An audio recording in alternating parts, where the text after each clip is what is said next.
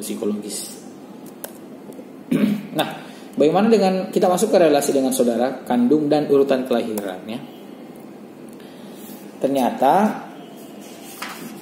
relasi dengan saudara kandung itu memang identik dengan dinamika yang sangat luas, ya. Dan berdasarkan riset, ya memang pertengkaran itu menjadi salah satu model relasi yang paling sering terjadi. Ya, pertengkaran dengan saudara kandung itu adalah sesuatu hal yang lumrah terjadi, tetapi mengalami kemunduran ketika sudah memasuki usia 7 tahunan. Nah, dan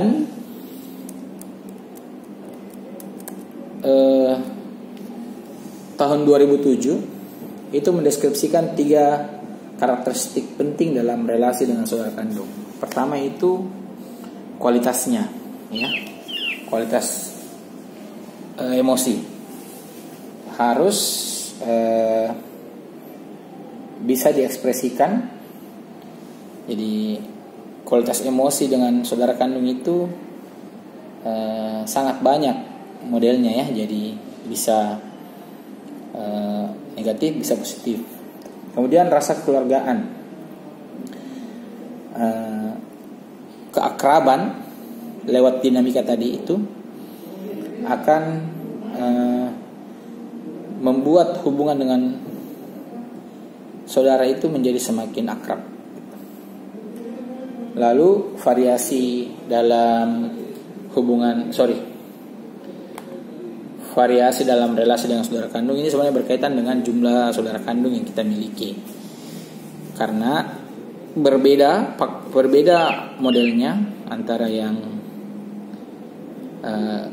sedikit saudara dengan yang banyak saudaranya, ya, gitu.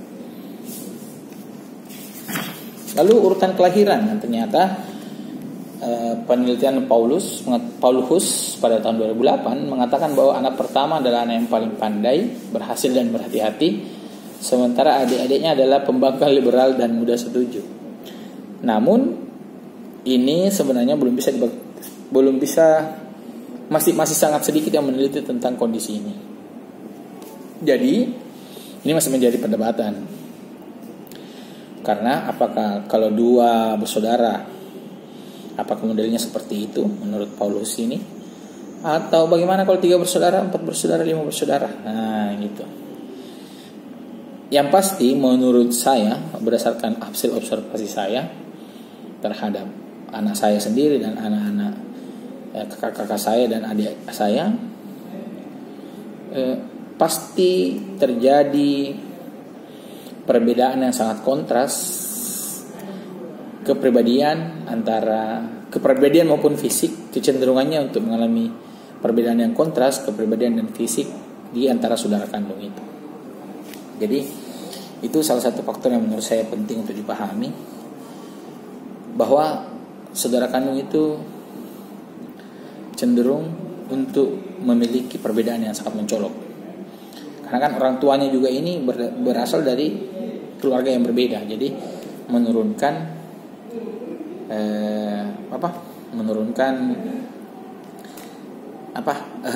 keturunan yang juga memiliki karakteristik berbeda. Ya. Lalu ada bagaimana dengan orang tua yang bekerja, ya? Ya. Orang tua, kita masuk ke perubahan keluarga di dalam masyarakat. Ya, jadi orang tua yang bekerja, orang tua yang bekerja, terutama ibu, itu memiliki dampak positif dan negatif.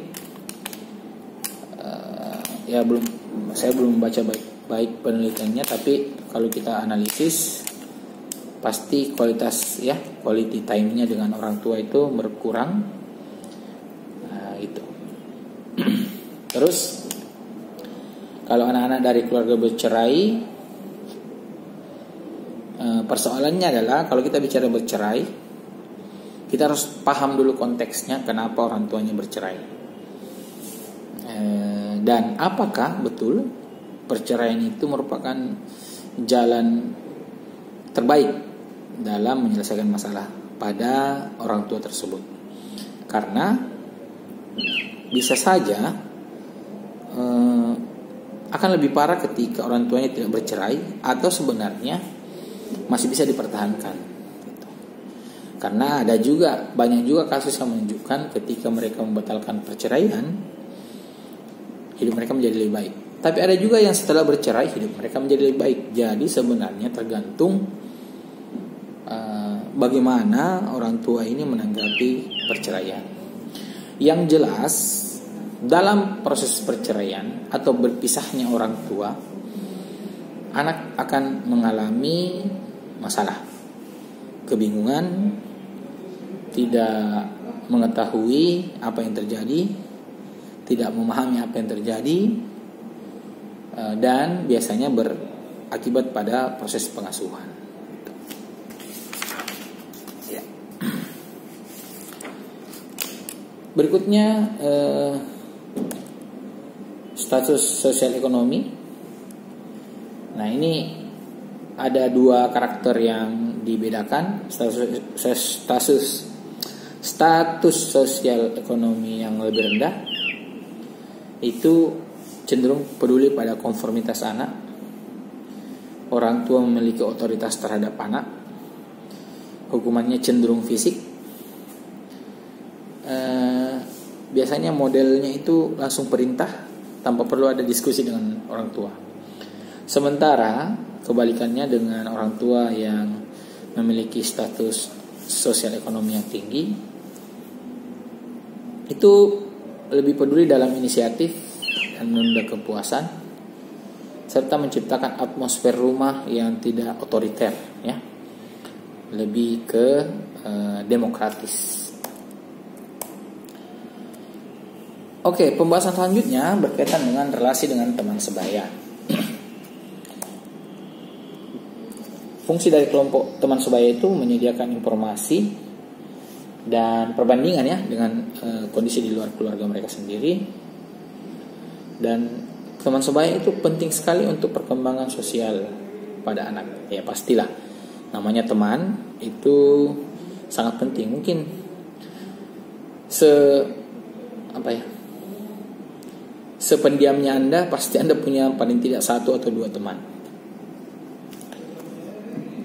Oke. Lalu ada juga yang disebut dengan sahabat. Sahabat ini lebih intensif dibanding teman. Cenderung pada situasi kita memilih sahabat itu pada situasi dia mau menerima kekurangan kita, ya. Dan begitu pula sebaliknya.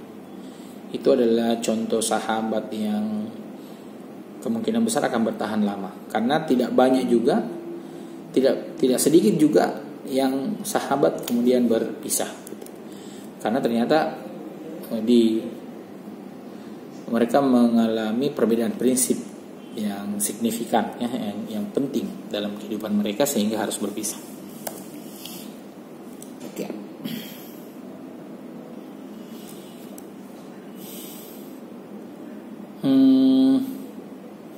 Di sini juga dikomunikasikan tentang kualitas pernikahan orang tua ternyata berkaitan dengan teman sebaya. Riset yang pernah saya lakukan pada anak-anak yang mengalami masalah itu cenderung karena merasa tidak nyaman di rumah sehingga mereka memilih untuk berinteraksi dengan lingkungan di luar rumahnya. Jadi malas pulang gitu. Jadi kalau malas pulang berarti ada masalah di rumah kan? Nah, seperti itu situasinya.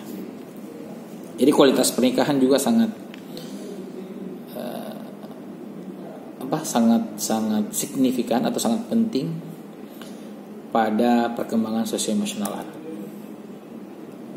Berikutnya bermain. Nah, bermain ini juga punya banyak fungsi, yaitu perkembangan kognitif pasti, sosio-emosional pasti, apalagi berinteraksi dengan teman-temannya.